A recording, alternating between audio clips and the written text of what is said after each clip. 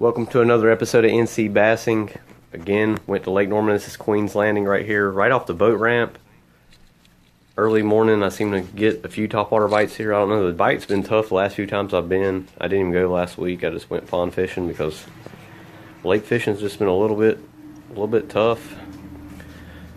It's a little spot on the skidder walk. I was trying to do a whopper versus skidder walk challenge, and it definitely didn't work out, obviously, at all. This little guy was on a senko, thought the camera was on, it wasn't even rolling. Real skinny. All the spots we caught, especially the bigger ones, were really skinny. They might not make it through the summertime. And you can find some, if you can find some offshore spots, some deep brush piles, some ledges, you can kill them. I'm terrible deep fisherman. Here's right out the main lake. It's like 45 feet deep, like 20 feet out from this. Right here it's like 12, 13 feet. But the water was a little stained, so the senko was the ticket. Just throwing it up near piers and letting it fall real slow. The shaky head didn't get a bite.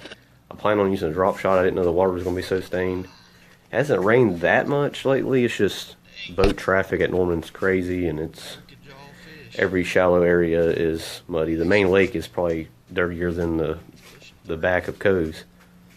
This was a thick little largemouth, close to 3 pounds. He was not a bad fish. I needed that fish for my confidence because I kept losing fish.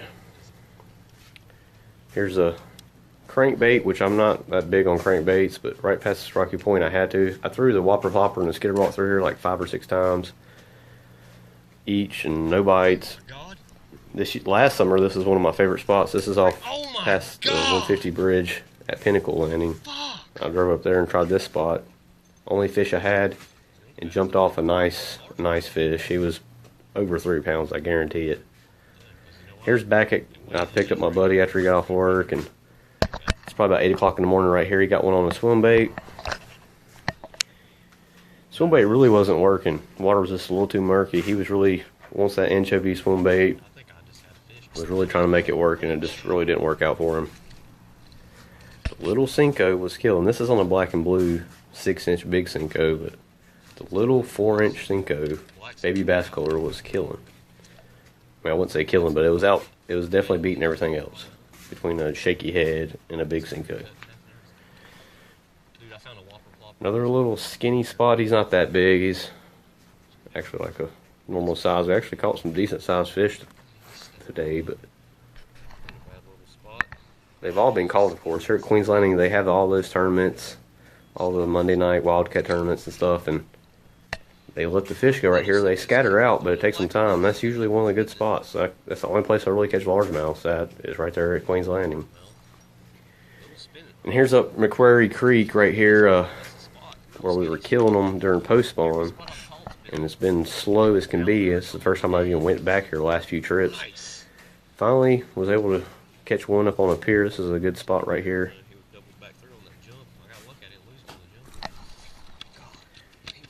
This fish was really long, but he was just super skinny like all the fish we've caught. He was still 2 1/4. He's not a bad spot.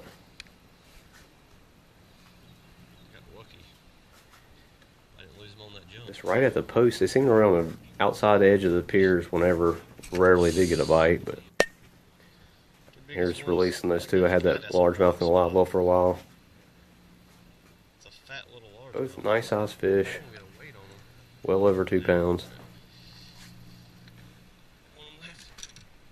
Not bad for Norman. I'll take what I can get.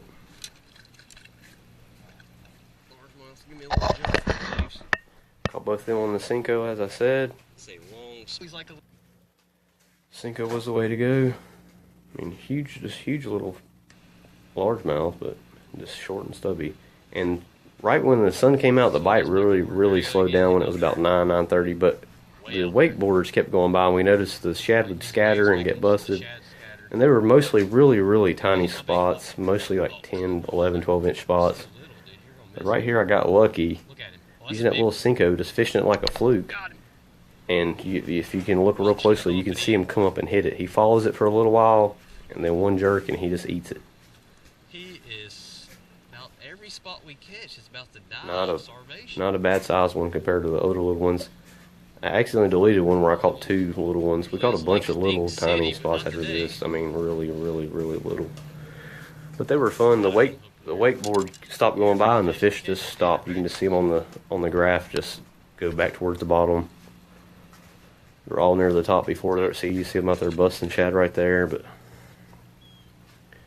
just little guys. Yep. He's little. Like, he literally bit it and ran. He hooked himself. Not even See dead. this another little guy. They were all about this size. He was already hooked when he hit it. Nothing much. We hit a few more spots right after this. We hit my favorite dock Well, it's and going up, dude. That's what I'm talking about.